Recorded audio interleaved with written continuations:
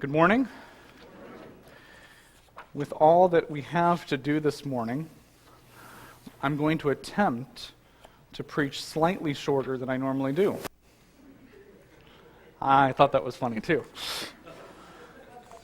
Because I'm coming with 4 pages worth of notes, and we'll just try to plug right through them.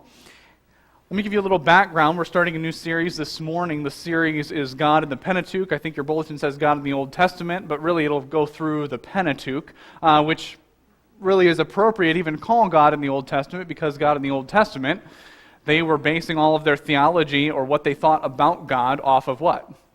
The Pentateuch. So this is really the foundation for everything we know. Let me give you a little bit of background on why we're doing this particular study. I'm in seminary, if you didn't realize that, and I'm going through Old Testament survey. In the last 4 weeks, I have read through the entire Pentateuch and have done intensive study on it. And so I said, this is good stuff, and we should as a church go through this. So this is not going to be a seminary class, okay? I want to make that very clear. I have no intention of making this a seminary class. I have every intention of making it a foundation of theology that we will build on. Does that make sense? It's the foundational view of God that's presented in Scripture in the Pentateuch. Everything we know about God starts at the very beginning in the Pentateuch. Everything else is built on top of that. Everything we know about man is starting in the Pentateuch. That's the foundation of everything we know about man. And everything we know about redemption is even started in the Pentateuch. All 3 of those things being some of the grand themes of the Scriptures, coming through and ultimately finding the focal point in the New Testament in Jesus Christ himself. But all of those things pointing back and having the foundation in the Pentateuch. And so this morning I want to give an overview of some of just the basic theology of the Pentateuch, and then in the following weeks we're going to take each book on its own. I bet you can't wait for Leviticus. That one's going to be fun. But in conjunction with that, I'm going to post some things on the church Facebook site that will also help give some more explanation of the books as we go along, similar to the one that I posted at the end of our series through Jonah, that I thought was a very good, just basic explanation of the story of Jonah at the end. And we'll do that as well. So if you look on the church Facebook page on the weeks following the books that we're covering, I'll post those out, and you can get a kind of a review in the middle of the week. That'll be good. Open your Bibles to Genesis chapter 1, because if we're going to start with the foundations of all things, we have to start with Genesis chapter 1, because that's where it all begins. We're going to cover 3 topics this morning. We're going to talk about the foundation of who God is, the foundation of who man is, and then the basic concepts of redemption that are strung throughout the Pentateuch on the way that everything else is going to be built on. We're going to cover some different verses in some different books of the Bible in the Pentateuch, and then we'll dive in deeper in the weeks to come in specific verses. Genesis 1, verses 1 and 2, in the beginning, God created the heavens and the earth. The earth was without form and void, and darkness was on the face of the deep, and the Spirit of God was hovering over the face of the waters. This is the very foundational truth that we know about God. God is creator. God's the creator. And some of the things that we can study is understanding how this would have been read based on the culture in which the people who were the original readers would understand this. And so I want to take you on a journey back to the time of the Old Testament, the original readers of the Pentateuch, and how they would have understood this. Okay? Back in those times, there were many theories about the creation of the world. You didn't have evolution. They did not believe back then that everything just always has been the same. They believed there was a legitimate beginning to all things. Most places where you would find the legends of the beginning times Specifically, I target the ones in Egypt and the ones in Mesopotamia, the ones that the Israelites themselves would have been most familiar with, involved this idea of just a mass expanse of flat water, right, and darkness. And that was typically, in the culture of the day, that was the understanding of the beginning of all things. And what that represented to them was just absolute chaos. It was purposeless. And to them, when we think about creation, we think about creation as the physical forms of creation. To them, when they thought about creation, they were more interested in purpose or functionality. So when there was just water and darkness in their mind, that's absolute chaos. That is nothingness because there is no function. There is no purpose. It's just chaos. And so when the Bible describes here that God His Spirit is hovering above that waters, God is uncreated. God has always been. It's a message about His eternality. It's a message that He is not in any way part of the chaos that was when there was nothing. And then when He begins creation, He's doing what? He's calling to order the dysfunctional, unfunctional, nothingness, and He's calling order and function out of the chaos. And that's how they would have understood this, the idea that there's just mass chaos, and God, as creator, as an uncreated being, He brings order out of chaos. And it goes down through, in the next verses, all the different days of creation and how He progressively did that, bringing order out of chaos. God is creator, but in Genesis 6, if you want to turn there, in Genesis 6, 5 through 7, we find another truth about God that is foundational to the theology of the Pentateuch and how they would have understood God to be. And in Genesis 6, verses 5 through 7, it says this: "Then the Lord saw that the wickedness of man was great in the earth, and that every intent of the thoughts of his heart was only evil continually. And the Lord was sorry that He had made man on the earth, and He was grieved in His heart. So the Lord said, I will destroy man whom I have created from the face of the earth, both man and beast, creeping thing and birds of the air, for I am sorry that I have made them." What does this tell us about God? Foundational truth, that God is a just God. He's not a God that lets sin be gotten away with. He's a just God, and He is unwilling for sin to continue.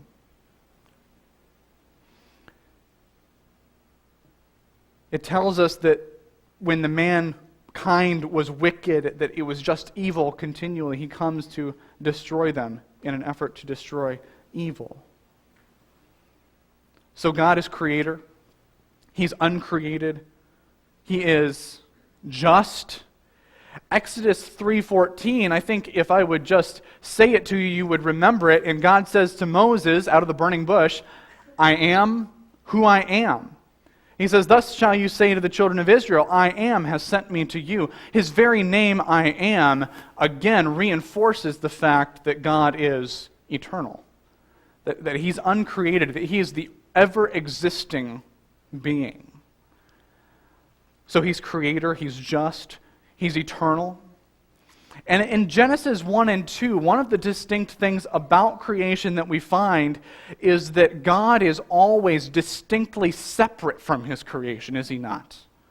If you read through those chapters, you will find that again and again, there's maybe interaction between Him and the creation, and yet God is always portrayed as being wholly separate from His creation. Unlike, I would say, the gods of Egypt and Mesopotamia, who were themselves created beings. One of the initial god of Egypt was said to have created himself somehow out of those waters of chaos. Contrast that to the God of the Bible, who is the uncreated being, hovering above the waters, calling out creation from the chaos. And because he's set apart from his creation, we know that God is holy. He is separate. He is apart from his creation. Not only holy in the aspect of being separate from creation, but even set apart from anything that would be unclean or sinful or damaged by the sinful curse. You know where we find that truth? Go read the book of Leviticus. Like all of the things that have to do with death and decay and finite humanness are unclean to God. And there's this attitude that death is set apart from God because God is life. And he is holy and set apart from any uncleanness, sin, and death. We also find that in the Pentateuch, God sets a foundation for his own graciousness to humanity. You ever thought about that? That he sets a foundation for his own graciousness to humanity. Now, when we think about God's grace, where's the first thing we think of? The cross of Christ, right? And we ought to, because that is probably the most significant thing that we know of, and the most significant act that God has ever given to us. But even in the Pentateuch, he sets this foundation. You think about this. Did God have to create man in the first place? Did he really need to create man in his own image? Did he need to create man in his own image, and did he need to give him a garden? Did he need to set man in a position to be able to be a caretaker, really almost in the place of God for the world that he had created? Do you see how much significance he places on Adam even at the beginning? What reason does God have to do that? None. And yet he is gracious to humanity from the very beginning. And what does man do with that graciousness of God? He throws it away. But that's not the only person in the Pentateuch that we find that God shows his graciousness to. When we talk about earlier that God, seeing the wickedness of the earth and coming to destroy all of humanity, and being sorry that he had even made them, he showed his grace to one person. And who was that? Noah. He calls Noah out. He pursues Noah. He initiates this relationship with Noah to call him out, to save him, to preserve him and his family during this time of destruction. Later on, if we keep on going through the Pentateuch, one of the next major players that we find is Abraham. And we find that Abraham, living in Mesopotamia with his family, and God does something. He initiates a relationship with Abraham. He says, out of all the people that God could choose to initiate a relationship with, he chooses Abraham. Because Abraham was a really intelligent guy? Or no, because God graciously decides to pursue a relationship with Abraham. And then even further down the line, we find that God, on Mount Sinai, chooses to initiate a relationship with Israel. Because Israel was such a great people. No. Because of God's graciousness to pursue a relationship with them. That is why they obtained a relationship with God. It is all because God initiated that. Not because in any way they were deserving. You see, and it sets the foundation for this idea that whenever there is a relationship of any kind between God and man is the responder, and God is the initiator. Because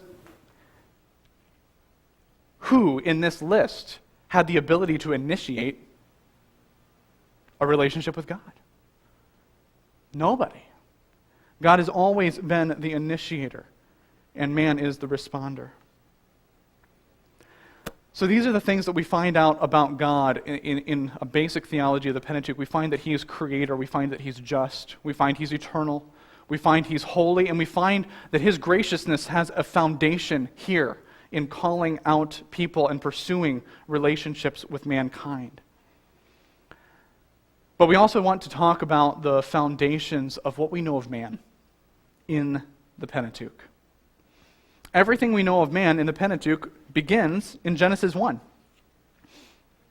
In Genesis 1, you can look in verses 26 and 27.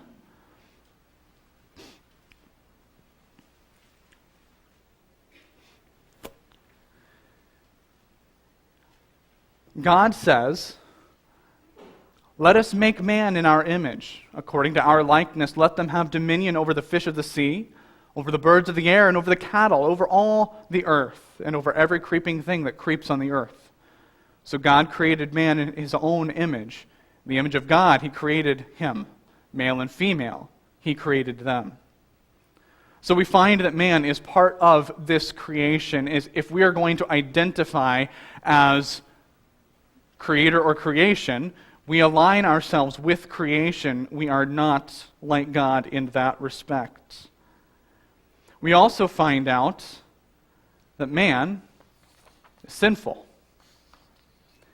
If you read through Genesis 3, you'll find what we have come to know as the fall of man. That time when Adam and Eve disobeyed the one rule that God gave them. God was very gracious to them in giving them all that they had, and he only gave them one responsibility: don't eat this fruit from this particular tree. And of course, man does so.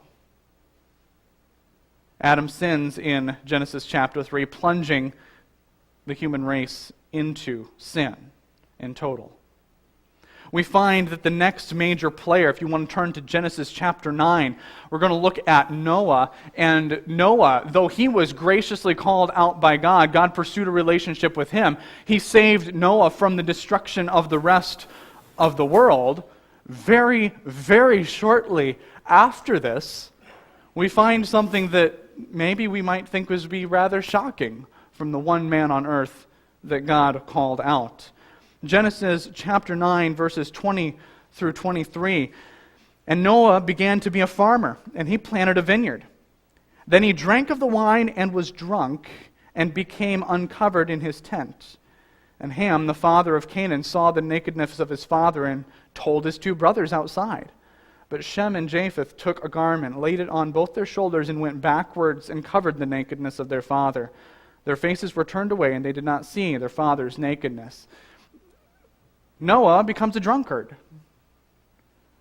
And not only that, but in so doing, makes it possible for his son to sin in the process. The passage goes on to describe a curse that God gives to his son because he didn't deal with his father's situation appropriately. So Noah sins. Turn over to Genesis chapter 20.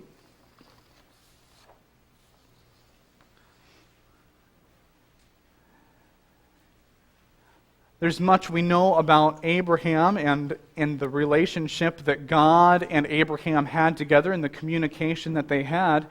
And you would think of all the people in the Old Testament that were called out by God, that had a relationship with God, surely Abraham would be the one that we would want to emulate in absolutely every way.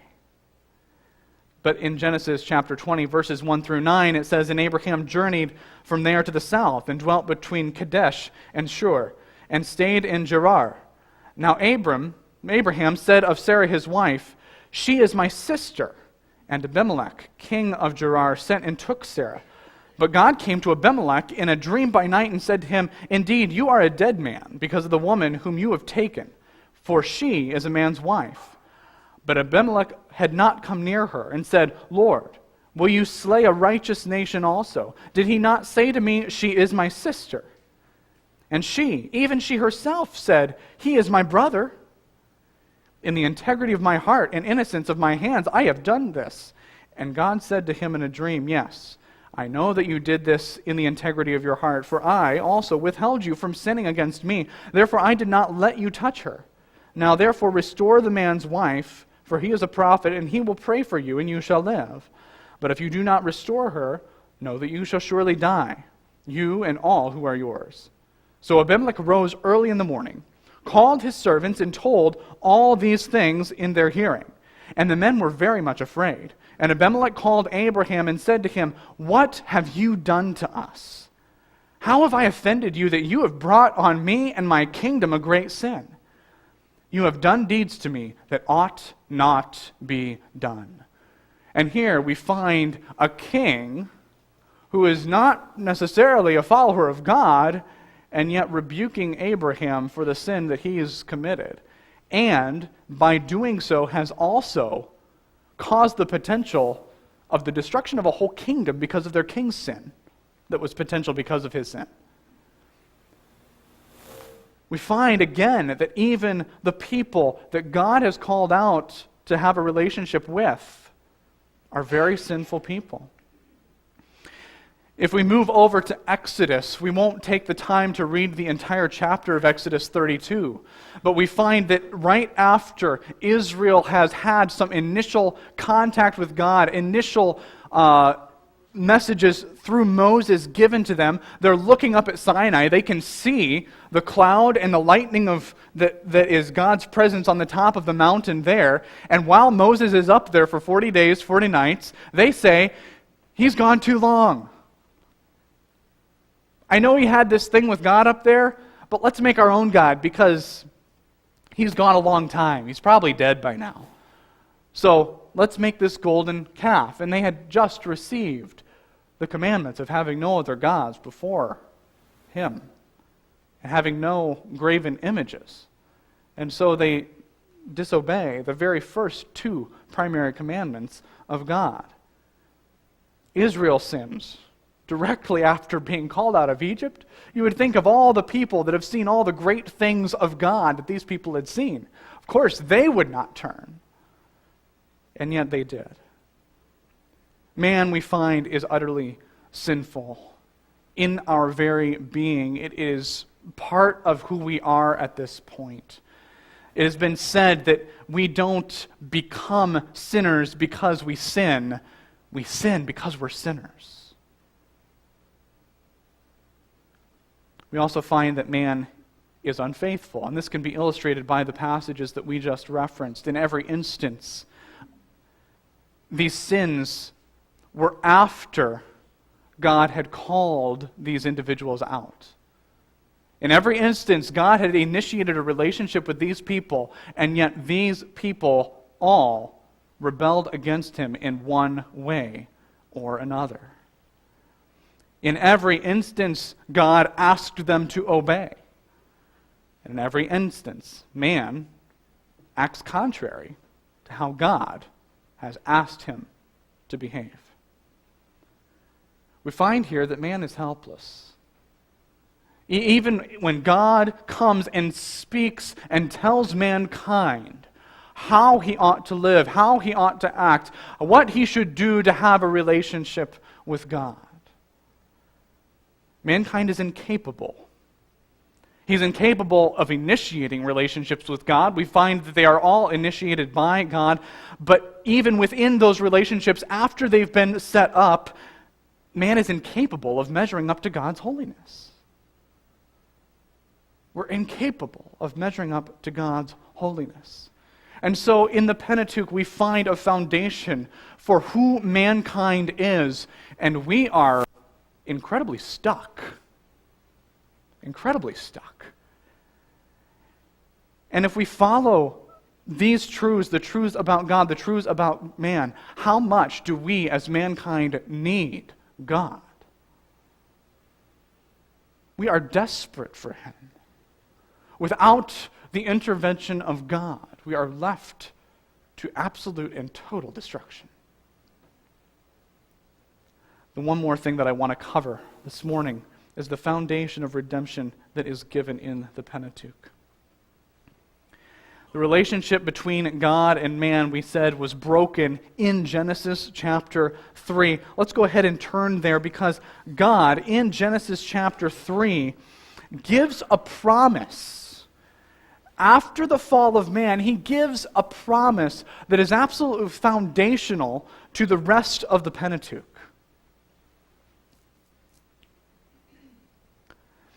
Genesis chapter 3, and there's curses on the man, the woman, the serpent, and yet one of the things that God says in the midst of this is a positive thing. It is a promise in Genesis 3, verse 15.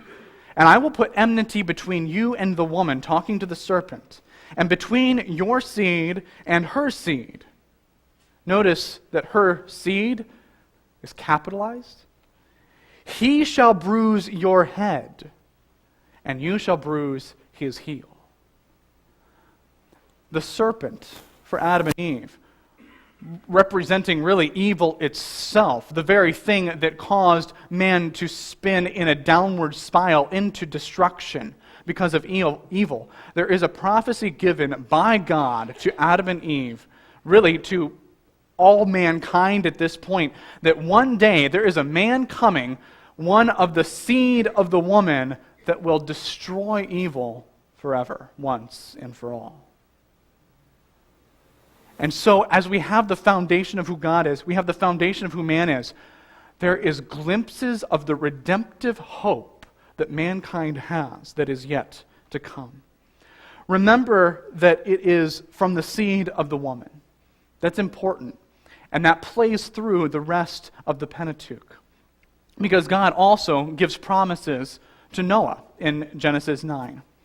In Genesis 9:1 it says, "So God blessed Noah and his sons and said to them, 'Be fruitful and multiply and fill the earth.'" Now, do you suppose that Noah knew of this promise given to Adam? I would absolutely think he would. I would absolutely understand this in the context of what was promised to Adam. It was promised that through the woman's seed, through a descendant of the woman, that somewhere along the line, some man would come to crush evil once and for all. God becomes angry with the earth. He destroys everyone. He graciously calls out Noah. He redeems Noah, saves him from that utter destruction, and then says to him and his sons, "Be fruitful and multiply." And what are they really understanding now? That one who was promised at the beginning, guess whose genealogical line it's coming through? It's theirs. How special is that?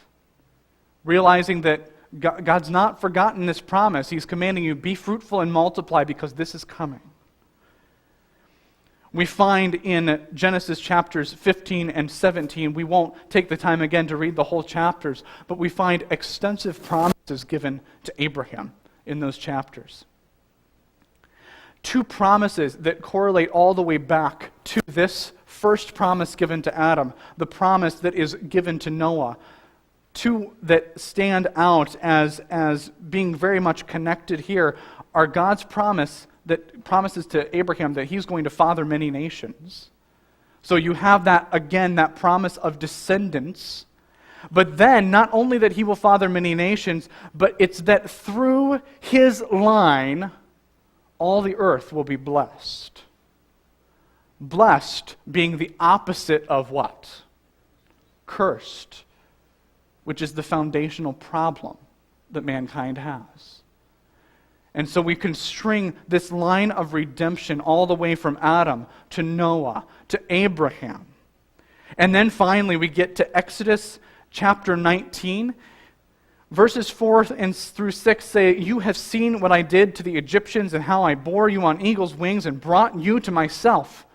Now therefore, if you will indeed obey my voice and keep my covenant, then you shall be a special treasure to me above all people. For all the earth is mine, and you shall be to me a kingdom of priests and a holy nation. These are the words which you shall speak to the children of Israel." So God speaks now to Israel, descendants of who? Abraham, who is a descendant of who? Noah, who is a descendant of who? Adam.